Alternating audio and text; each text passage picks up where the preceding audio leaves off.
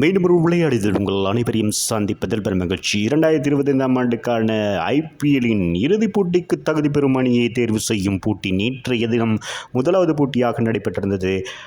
Royal Challengers Bangalore மற்றும் Punjab king ஆகிய இரு அணிகளின் போட்டி சண்டிகார் முல்லன்பூர் மைதானத்தில் ஆரம்பமாய்ந்தது குறிப்பிடத்தக்கது. இதில் நாணய வெற்றி பெற்றிருந்த ராயல் சேலஞ்சர்ஸ் பெங்களூர் அணி முதலாவதாக தமது அணியை களத்தடுப்பை தேர்வு செய்தது.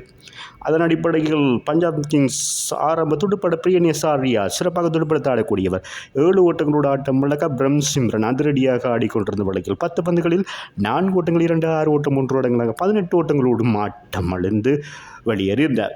ஜோஸ் இங்கிலீஷ் 4 ஓட்டங்கள், ஸ்ரேயஸ் ஐயர் 2 ஓட்டங்கள், நேகல் வதரா 8 ஓட்டங்கள், ஸ்டாய்னஸ் ஓரளவு இறுதி நேரத்தில் 17 பந்துகள் எதிர்கொண்டு 4 ஓட்டங்கள் 2 6 ஓட்டங்கள் 2 அடங்களாக 26 ஓட்டங்களோடும் ஆட்டம் இழக்க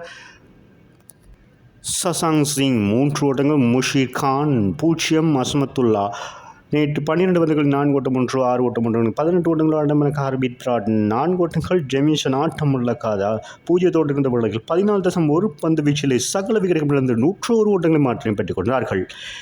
பந்து வீச்சு பொறுத்தவரையில் ராயல் சேலஞ்சர்ஸ் பெங்களூர் அணி ஏஷல் வுட் மற்றும் ஷியஸ் சர்மா தலா 3 விக்கெட்டுகளையும், தயால் 2 விக்கெட்டுகளையும், புவனேஸ்குமார் மற்றும் ரொமேரியா சேப்பட் தலா 1 விக்கெட்டுகளையும் வீழ்ந்தது குறிப்பிடத்தக்கது. அதன் காரணமாக ராயல் சேலஞ்சர்ஸ் பெங்களூர் 102 ஓட்டங்கள் இலக்காக நிர்ணயிக்கப்பட்டிருந்த வேளையில் பதிலுக்கு துடுப்படுத்தாடி இருந்தது. விராட் கோலி மற்றும் பிலிப் சால்ட் ஆரம்ப துடுப்பாட வீரராக களமிறங்கி 20 பந்துகள் 30 ஓட்டங்கள் பெற்றிருந்த வழக்கில் விராட் கோலி 12 ஓட்டங்களோடு ஆட்டம் இழந்திருந்தார். இரண்டாவது விக்கெட்டுக்காக பிலிப் சால்ட் மற்றும் மயங்க் அகர்வாலுக்கு இடையிலான இணைப்பாட்டம் 27 பந்துகளில் 54 ஓட்டங்கள் பெற்றிருந்தது.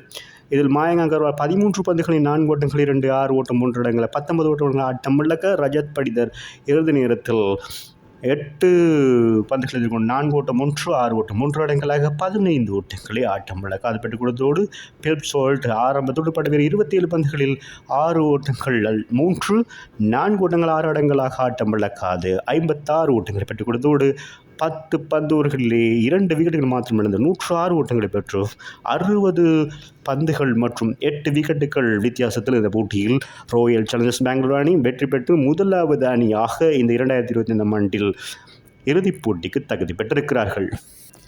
அத்தோடு 4வது தடவையாக இந்த ஐபிஎல் போட்டிகளிலே இதுவரை இறுதிப் போட்டிக்கு தகுதி பெற்றிருப்பது குறிப்பிடத்தக்க. 2009, 2011, 2016 இப்பொழுது 2025ஆம் ஆண்டுகளில் ராயல் சேலஞ்சர்ஸ் அணி இறுதிப் போட்டிக்கு தகுதி பெற்றிருக்கிறது.